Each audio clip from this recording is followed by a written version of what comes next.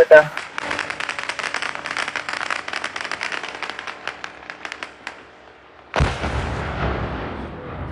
Ma olen tanklas Moskva oblastis 100 kilomeetrit Moskvast, bensiini pole. Teine tankla, Eco Pro, bensiini pole. Uus Riga tankla laseb tankida ainult maksimaalselt 20 liitrit. Millega see võib seotud olla, et kütust pole, miks piiranguid kehtestatakse? Ausalt öeldes ma ei usu, et see võiks isegi Moskva oblastit puudutada. Imelik. Pärast uut Ukraina kaugrünnakute seeriat Venemaa vastu algas Venemaal tõeline kollaps, mis haarab järjest rohkem piirkondi. 14 juuni öösel ründasid Ukraina relvajõud 14 Venemaa Föderatsiooni piirkonda. Ukraina julgeolekuteenistuse droonid tabasid naftaobjekti Venemaa Jaroslavli oblastis, mis asub 700 kilomeetri kaugusel piirist. Kogu piirkond on musta suitsu all ja piirkonnas hakkas sadama musta vihma. Mõni tund varem tabasid droonid Krimmi titaanitehast Armjanskis ning nafta- ja gaasiterminali Taman-Tamanjevt Krasnodari krais. Lõpuks ütles Zelenski selgelt, et Ukraina jätkab kauglöökidega vastuseks Vladimir Putini isiklikule keeldumisele seda sõda lõpetada ning sellised löögid ainult suurenevad. Lõpuks kehtestati isegi Tatarstanis tanklates kütuse väljastamise piirangud. Enne seda kehtestati bensiinimüügi piirangud isegi Peterburis ja Moskvas. Nüüd saab seal ühele autole ööpäevas osta vaid 20 liitrit bensiini. Krimmis on bensiinipuudus veelgi süvenenud ja Ukraina relvajõudude rünnakud poolsaarel on sagenenud. Lõpuks ilmus teave, et Venemaa on hakanud Musta mere laevastiku juhtkonda Sevastoopolist välja viima ning ohvitserid kolivad juba oma pered Novorossijskisse. Ametlikku käsku ootamata. Minu nimi on Aleksei Bitši. Enne kui alustame, palun tellige kanal, pange like ja kirjutage ükskõik milline kommentaar. Niisiis Ukraina julgeolekuteenistuse droonid tabasid naftarajatist Vene Föderatsiooni Jaroslavli oblastis, mis asub 700 kilomeetri kaugusel piirist. Sellest teatas Ukraina president Volodymyr Zelenski ja edasi tema tsitaat. Meie sõduritel on häid tulemusi kauglöökide andmisel oluliste objektide pihta Venemaa territooriumil ja ajutiselt okupeeritud Ukrainas. Rohkem kui 700 kilomeetri kaugusel kättemaksuks Ukraina eest. Rohkem kui 700 kilomeetri kaugusel meie riigipiirist, Venemaa Jaroslavli piirkonnas, tabasid SBU sõdurid sihtmärki. Venemaa Jaroslavli piirkonnas hävitasid SBU sõdurid naftaobjekti, millel oli tähtsus agressorriigi reservide jaoks. Nimelt sai löögi, nagu hiljem teada saadi, Rosreservi kombinaat Temprobinskis, mida kasutatakse kütuse hoidmiseks Vene armee jaoks. Pärast seda ilmusid interneti kaadrid mustadest suitsupilvedest linna kohal ning piirkonna venelased hakkasid jagama kaadreid langevast mustast vihmast.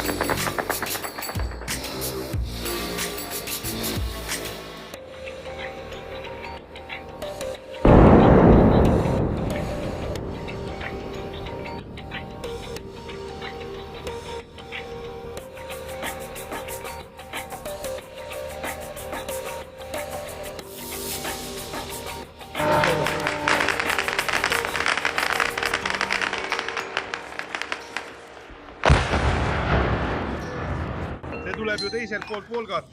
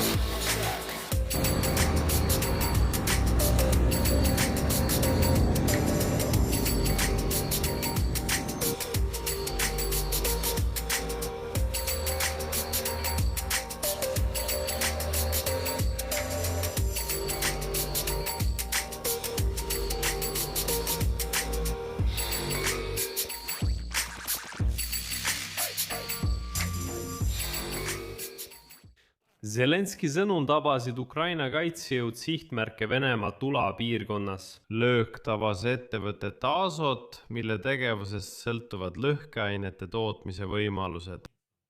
Lisaks, nagu teatas Zelenski, kehtestati 6 Venemaa lennujaamas lennuliikluse piirangud. Üldiselt kuulutati alates eilse õhtust õhuhäire välja 28 Venemaa piirkonnas. Edasi veel üks Zelenski tsitaat. Tabamused olid ka okupandi sõjalise logistika pihta ajutiselt okupeeritud Ukraina territooriumil. Ukraina täidab Venemaa vastu kaugmaa sanktsioonide plaani ning teatud ülesandeid keskmaa löökide andmisel. Vastuseks Venemaa keeldumisele seda sõda lõpetada, pakkusime Venemaa juhtkonnale kõiki võimalikke läbirääkimiste formaate, kuid vastuseks saime vaid agressiooni jätkamise ettepaneku ja katseid seda laiendada. On loogiline, et sõda naaseb nüüd sinna, kust see alguse sai. Siin on ilmselge, et Zelenski viitab oma avalikule kirjale Vladimir Putinile, millele Putin vastas, et ta ei näe mingit mõtet isikliku kohtumise korraldamisel. Ja üldse keeldus igasugustest läbirääkimistest sõja lõpetamise üle. Ja viimastel päevadel hakkas ta veelgi rohkem karjuma selle üle, et nad tugevdavad rünnakuid Ukraina vastu. Aga tuleme tagasi öiste löökide juurde. Siin selgitan veidi Azoti tehase tabamuse kohta Tula oblastis ning Azoti kombinaat kuulub Eurohimi kontserni. Ja ettevõtte kodulehel öeldakse, et see on üks suurimaid ammoniaagi ja lämmastikväetiste tootjaid Venemaal. Kuid seesama tehas tarnib keemiatooteid Sverdlovi nimelisse tehasesse, kus valmistatakse lõhkeaineid laskemoonale. See tähendab, et venelased püüavad seda tehast varjata sellega, et nad väidetavalt toodavad ainult lämmastikväetisi ja mitte midagi muud. Kuid tegelikult kasutatakse seda tehast sõjalistel eesmärkidel. Lisaks tekkis 14 juuni öösel Smolenski oblastis droonirünnaku tagajärjel tulekahju Vjazma raudteedepoo piirkonnas. Tuletan ka meelde, et varem, 13 juuni öösel, ründasid Ukraina droonid 2 strateegilist objekti Lõuna-Venemaal ja annekteeritud Krimmis. Eelvige tabasid droonid Krõmski titantehast Armjanskis ning nafta- ja gaasiterminali Taman Neftegas Krasnodari krais. Ja siin on Ukraina relvajõudude mehitamata süsteemide vägede ülem Robert Braud-Matcher märkis, et löök tabas Ida-Euroopa suurimat tehast, mis pärast Krimmi annekteerimist anti üle ettevõttele Vene Titan.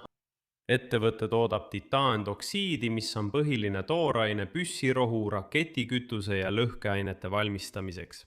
Ja ma olin šokeeritud, kui sain teada, et seda tehast tabas 23 tabamust. Selle tulemusena hävitati tehas praktiliselt täielikult ja seal kuhkes tulekahju, mistõttu töölised saadeti koju. Lõpuks, samal ajal kui Vladimir Putin kinnitas avalikult, et isegi Tatarstanis pole enam mingeid probleeme, Tatnefti tanklates kehtestati kütuse müügile piirangud. Nüüd antakse pesemata metsikutele venelastele korraga mitte rohkem kui 20 liitrit bensiini ööpäevas. Samasugused 20 liitrised piirangud kehtestati varem ka Peterburis. Peterburi kohta sama. Samasugune teade avastati ka Moskva lähistel Lõtkarinos, samuti tanklates. Moskva suurimate kütusekettide tanklad kehtestasid samuti alates 12. juunist TAT neftijaamades piirangud. Korraga antakse kuni 20 liitrit bensiini ja kuni 40 liitrit diislikütust ühele inimesele. Rosnefti tanklates. Venemaa pealinnas on kehtestatud üldine piirang kuni 90 liitrit ühte paaki, samas kui Lukoil müüb mitte rohkem kui 100 liitrit bensiini või diislikütust ühe ostutšeki kohta. Bensiini ja diislikütuse puuduse üle on varem kaevanud Belgorodi, Rjazani oblastite, Krasnodari krai ning paljude teiste piirkondade elanikud. 10. juuniks oli vähemalt 25 Venemaa piirkonda kokku puutunud kütuse puuduse ja tarnete katkestustega. Kui arvestada veel 6 okupeeritud Ukraina piirkonda, Krimm, Sevastopol, Luhanski, Donetski, Hersoni ja Zaporižia oblast, siis ulatub nende piirkondade arv, mis on ajutiselt venelaste kontrolli all ja kus on tekkinud probleemid bensiiniga, 31-ni. Samuti ründasid Ukraina sõjaväelased sel ööl Vene Branski oblasti komandopunkti ning droonide juhtimispunkte okupeeritud aladel, eriti Hola ja Pristani piirkonnas Hersoni oblastis ja Klebanis. Donetski oblastis rünnati droonide juhtimispunkte. Ja kõige olulisem uudis, agentuuri võrgustik ATES teatab, et Venemaa valmistub viima kogu Musta mere laevastiku juhtkonna välja Sevastopolist ja viima nad Novorossijskisse. aga Musta mere laevastiku ohvitserid kolivad juba oma pered Novorossijskisse, ootamata ametlikku käsku. Ja edasi tsiteerin Ateshit. Juhtkond kaalub plaane viia juhtimisorganite jäänused okupeeritud Sevastopoli piirkonnast Novorossijskisse. Rünnakud poolsaarele ainult tugevnevad ja logistiline olukord okupantide jaoks Krimmis on oluliselt halvenenud. Staabistruktuuride ülalpidamine poolsaarel muutub okupantide jaoks järjest kulukamaks ja riskantsemaks otsuseks. Olukorra arengu põhjal otsustades võivad lähikuud olla Krimmis okupatsioonijõudude jaoks kogu sõjaaja kõige raskemad.